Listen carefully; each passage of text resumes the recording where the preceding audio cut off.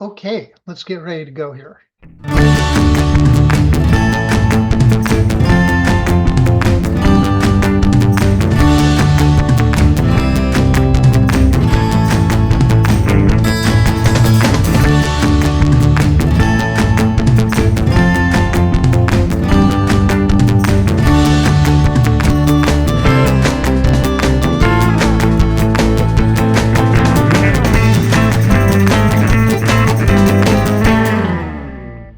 This is an introduction to bicycle touring on bicycles not made for touring. You can do whatever you want to do. Do not listen to those voices in your head. Here we are touring on motorcycles not meant to be touring on. This was taken back in 1984, 1985 when we started our luggage business. This is probably February 1991, 92, somewhere around in there. That's my 91 GSXR and Kathy's 90 Paso Ducati with a dry clutch that made a lot of noise. And a couple of friends of ours on BMWs, and we're up in the Sierras. This is a trip we made to Colorado, and I'm on my 900 SS.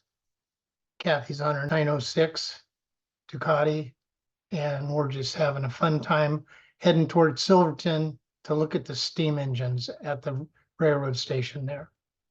So my bicycle life, I've been riding motorcycles for 60 years. I road raced motorcycles back in the 2000s. I got the bicycling bug back in 2001 or 2002 from a customer that was a professional racer.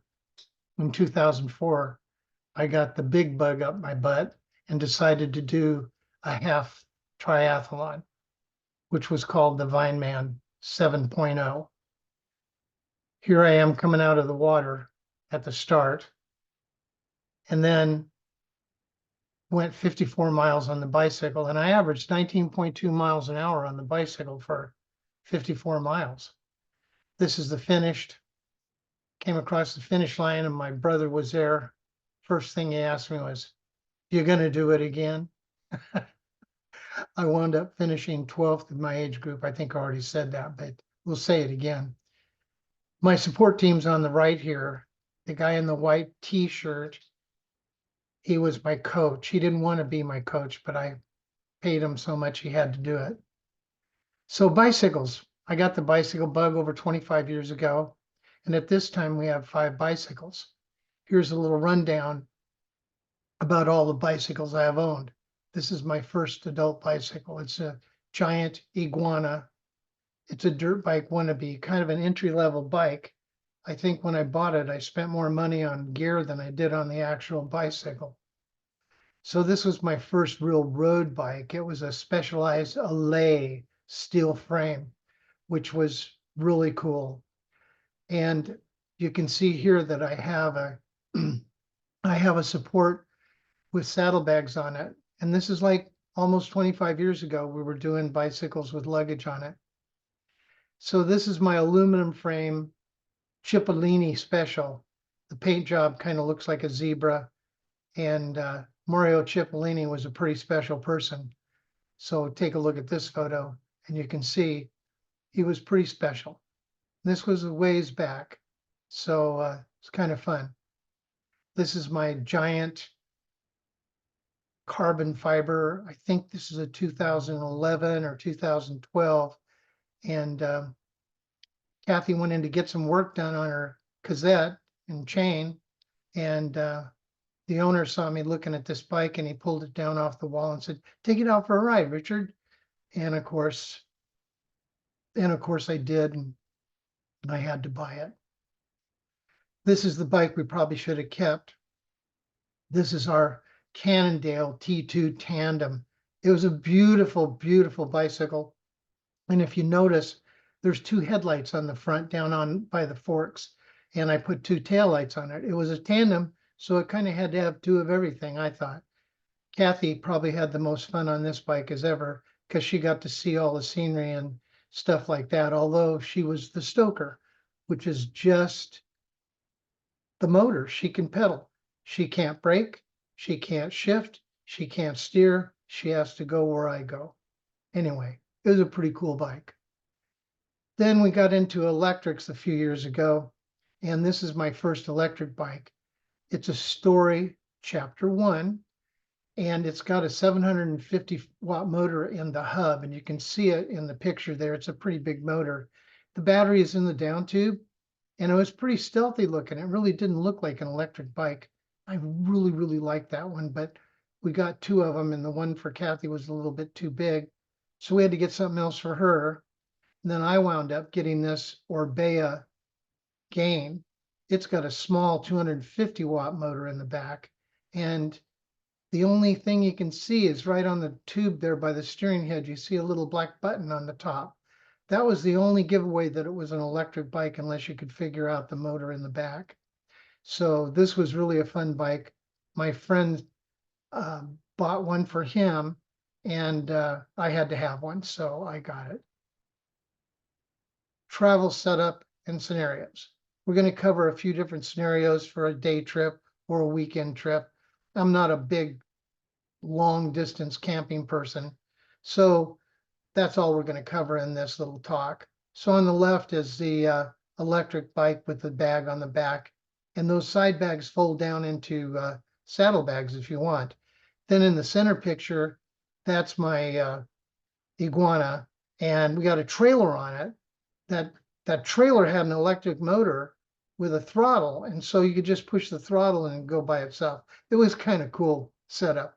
And then the right picture is the iguana again with just the saddlebags on it. Some bikes have embedded threads. They're set up on the frame for aftermarket racks and such. You can see the right side, that's the iguana, and that's how the rack attaches to it.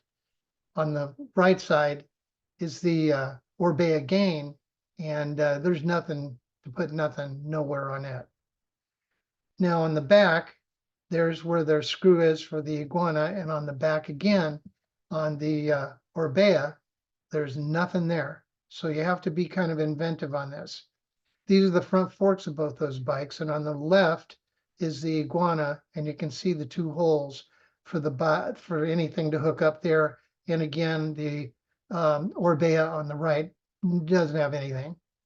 So here's some examples of some racks for screw-on ones that you can put on.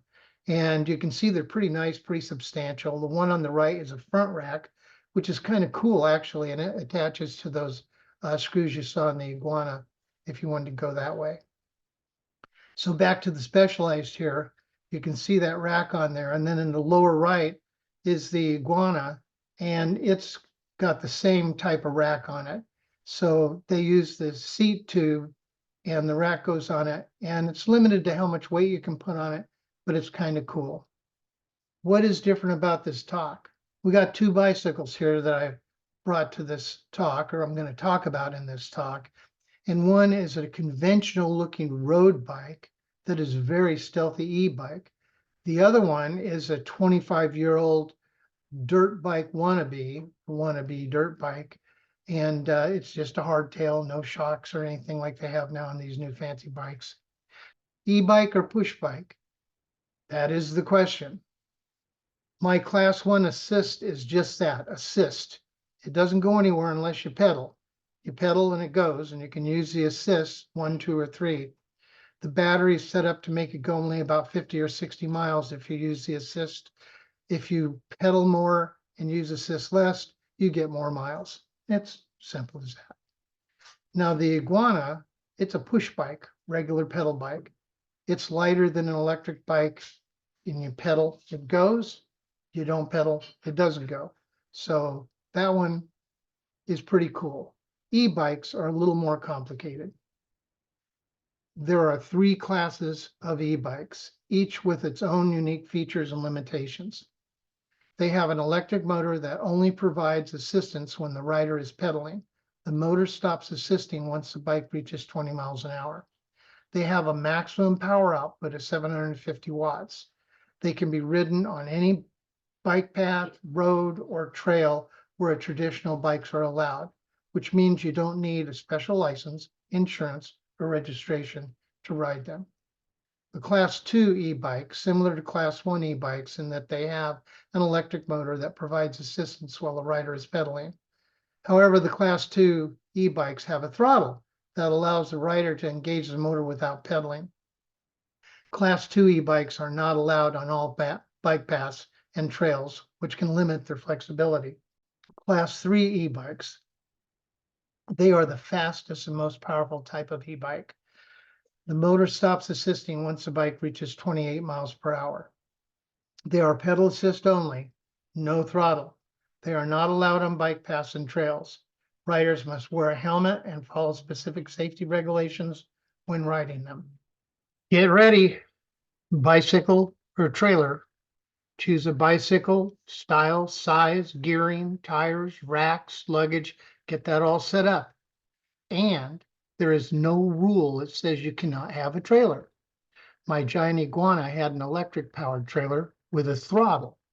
Real touring bicycles look like the following. So I tried to put 2 pages of pictures here, and I wanted to show you some different scenarios with and without trailers. And you can see the one on the top left is pretty stealthy looking. And then below that is a guy that looks like he's got an RV on the back of his bicycle. That looks pretty heavy duty.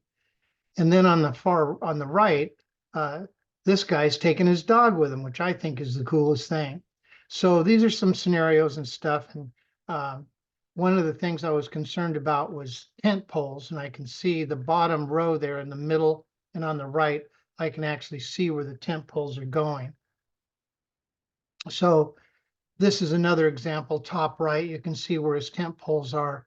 I never really thought about mounting them that way. I usually mount them horizontal, and I might consider that changing. And then in the bottom left is my good little old iguana with the trailer on it, which is pretty cool. So sacrifice. Whenever you're going to go on a bicycle, you don't have a lot of space. And you're going to have to sacrifice some things for some things. So all of this camping gear on the left goes into the bags on the right. The pad, which is top left, the third one over to the right, is in the top of the rack bag. The main compartment of the rack bag and the 2 side bags are totally empty. So if you're fine to go with that, you can pack everything else you need in those 3 compartments, you're good to go. But if you need more space, you're going to have to sacrifice. So in the bottom right, you can see that the pad is missing. So I took the pad out. That gave me a full bag to be filled up with whatever I want. So with this sacrifice, I now have entire rack bag empty for other provisions and gear. So to clip or not to clip, we personally use 0 speed plate clips on all our bicycles. If I was going to go on a tour, I'd probably switch over to SPDs and then get some recessed shoes so that when you get off the bike and walk, you don't scratch and wear out the SPD clips or whatever clips you have. So you can also not use clip ends at all, just wear tennis shoes. Here's a picture of the SPDs in the top, and you can see that those shoes kind of have the clips recessed in a little bit so you can walk on them without messing them up. Now on the bottom, you see the 0 speed plates. They do not have the walk protectors on them, but you can put walk protectors over them. But as the way they look right there, if you're walking, you're going to be scratching the heck out of those clips. Packing and what to take. If you could load a trailer, you could then stay a few days extra, unhook the trailer, go bicycling around the area. So I'm just saying. So think outside the box. Figure out these things while not overpacking. Personally, I do not recommend putting anything on your body like a backpack. First aid. Number 1 priority is first aid, especially for me. I am on blood thinners. I had AFib and I don't want it to come back. If it does, the blood thinners will protect me. So I have to take a lot of extra gear. If I cut myself, I bleed fairly easily. So the setup is totally personal. This picture of this little triangle bag is pretty cool. I like where it fits and I like what it's got in it. The picture on the top right is showing you everything that's in that bag, which I think is really cool. Now, there may be one thing that's more important than first aid, and we'll let you just soak in that picture and figure it out. My first ambulance ride. These are not a pretty set of videos here, but I will show you the importance of having everything documented. The next top I have in my pocket is why cameras are important. So these two videos are of the front and the rear cameras of an accident I had while doing the Tour de Fuzz. After the picture goes through, I'll give you a little story about what happened. So here's the play-by-play.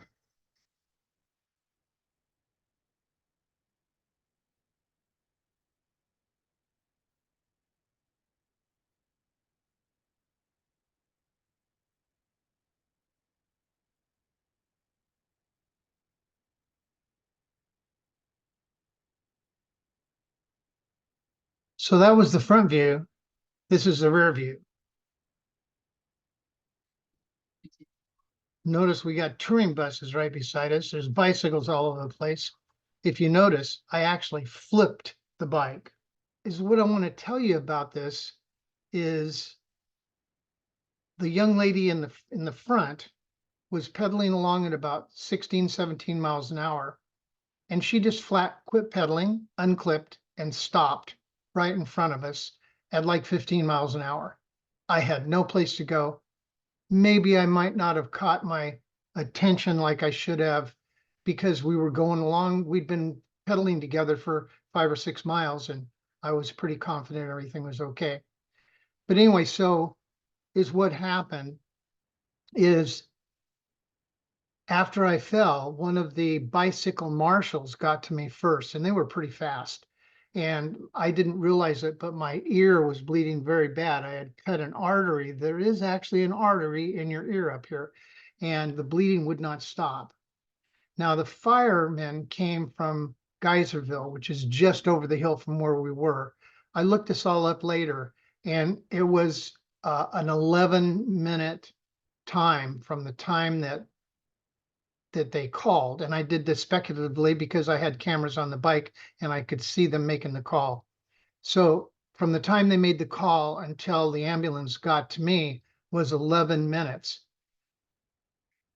Google Maps said that that trip would take 8 minutes. So it was 3 minutes from the time they got the call until they got out onto the road. It was pretty amazing. So anyway, then the firemen started working on my ear, and I'm still don't know what's going on. I was pretty banged up a little bit, and I probably couldn't have continued the ride anyway, but I wanted to at the time. But he kept trying to stop the bleeding in my ear, but he wasn't saying that. And then the ambulance shows up, and the paramedic gets out, and he's trying to stop the bleeding. So they say, you're going to have to go to the hospital. I've never been in an ambulance in my life. So they took me to the hospital, and the ambulance guy was putting gauze around my head, and I couldn't figure out exactly what was going on. So in the trauma room, there's two doctors, and they're both standing there with their arms crossed, looking at each other, saying, well, what are we going to do with this? And about that time, the nurse has taken the gauze off my head, and she lays it down between my legs, and it's full of blood, totally red. That's when I got a little bit nervous. But the doctors didn't seem concerned. So anyway, they wound up stitching me up, finally got it all set, and we got out of there after about 3 or 4 hours. My bicycle rode in the fire truck to the Geyserville Fire Department. The fireman asked me, he said, do you want us to take this back to the event or to Geyserville? I said, take it to the fire department because that's close to our house. So on the way back, we stopped to pick up the bike. The fireman that was working on my ear was the guy that brought the bicycle out. And he said, can I look at your ear? I can't figure out why we couldn't stop it from from bleeding. So anyway, it's all bandaged up and he really couldn't look at it. So put the bike on the rack in the car and went on home, and that was the end of that story. So let's talk about food. What kind of food do you need? So you can't take frozen chicken or things that are going to spoil or get off or things that are going to get squashed. So the first suggestion from these two lovely people was bananas, honey, and peanut butter. These are all things that you can put in your bags and in the bike, and they're not going to get crushed or squashed. So you want to do stuff like that. Now, I could spend an hour just talking about this food. I went onto their website and looked at it, and the website address is there on the picture. I can give you that, or you can take your phone and take a snapshot of that so you can go visit them. But it has just got so much information on there. It's like crazy. So riding gear, same scenario. I found Tom's Bike Trip is another overflowing with information, a place for you to take a look at. So there's his website again, and you can take a picture of that. Again, I could have taken an hour talking about riding gear, and this is very personal. It's where you're riding from, where you're riding to, what time of year it is, how much space you've got. It's all really, really relative to what you're doing. So here's my personal suggestions. Pearl Izumi, when we started riding bicycles back in 2000, they were made in the USA. And you can see the second gray picture, it's hard to read, but made in Vietnam. So they have switched over to having their product made overseas. But I still like them, the quality is good. But if I can buy USA, I certainly will try to do that. Velour is that company. They made leggings and jerseys and arm warmers for us 25 years ago and put our logo on them for our business. It was just really nice, and I still wear that stuff today. So we suggest Velour. Giro and Smith are our helmets of choice. Both brands are made in China, but you got to get what you got to get. Specialized and Santic is our choice for bike shoes. We've been using Specialized forever, ever I can think of. And when I got my new e-bike, it was orange. So I found some Santic twist-on shoes, like the white ones in the bottom there. Well, they're both twist attachments, which is really cool. There are just too many out there to cover in this talk. Hence the links for food and gear for better information than I can provide. So batteries and cables taking up more precious space.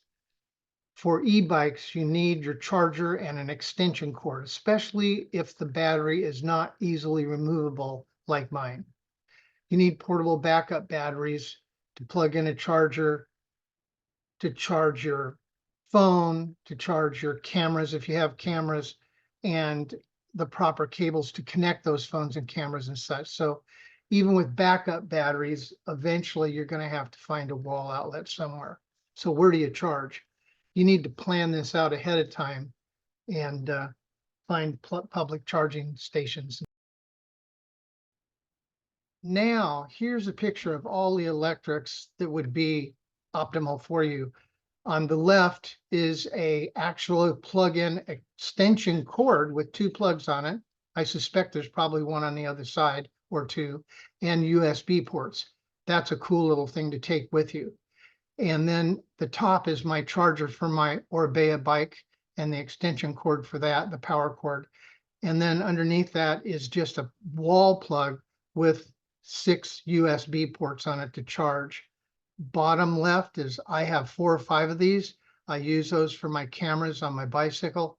They're rechargeable. They're 10,000 milliamp batteries. You can charge them with 2 or 3 different kind of ports. And then on the bottom is all the different kind of ports that you're going to use. The most important one is probably on the right. That's just an extra long USB jumper cable. And that is really important if you're trying to stretch it out to a plug to get to a device that you need to charge. So make sure you can pack it. Size matters. Small, less is better. easy, comfy solution is to stay in a motel or a KOA camping cabin that has outlets. Of course, that kind of kills the adventure of going camping in the wilderness, but sometimes you got to do what you got to do. So that's just a suggestion. Navigation and phone. You should use a GPS, your phone, or both for navigation. Personally, I use an app called Cyclemeter on my iPhone. We have a retired iPhone that I use for music and for taking pictures. It hooks up to the internet, it hooks up to Wi-Fi, and I can transfer all my pictures that go through that phone actually goes into my account on my current phone. I'm not exactly sure how that works, but it's pretty cool. Cameras and communications. These options are going to be discovered in another talk called Video Production 101. Communications, media, and cameras. This is a Sena 30K with mesh. The yellow helmet is a 50C with a camera on it. That one is pretty cool. Now, these two units are not made to go onto a bicycle helmet, but I have modified them so that they work on there. And it's a pretty nice installation. You can do it. You just have to think it out a little bit. So also, just for communications and no cameras, Sena makes a helmet that has a Bluetooth system inside it, which is really, really cool. You can see in the lower left, those are your control buttons. And then on the right side is the speakers, which are embedded in the bottom of the top of the helmet there. So that's an option you can have. This means you can talk to your friends or whoever you're with out on the road up to a quarter to a half a mile, depending on line of sight.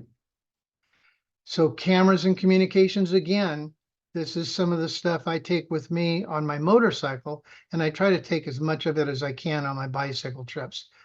4K cam, Insta360 X3 camera, which I just got, which is fantastic. It's a 360-degree camera.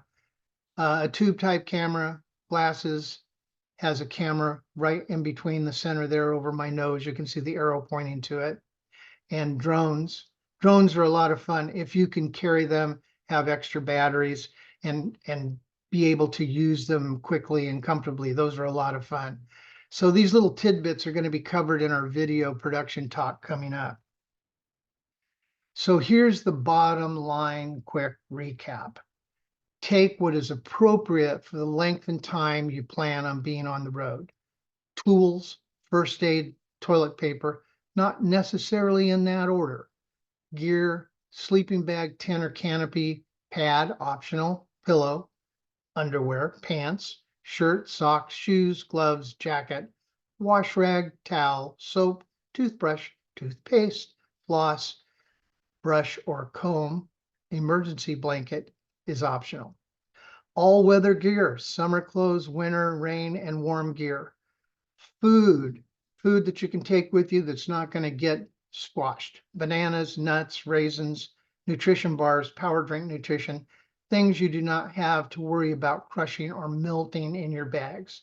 Other things like paper maps, GPS, phone, note paper and pencil, water bottles, heart rate monitor, tools, stove, grill, energy drinks, coffee, and hot chocolate.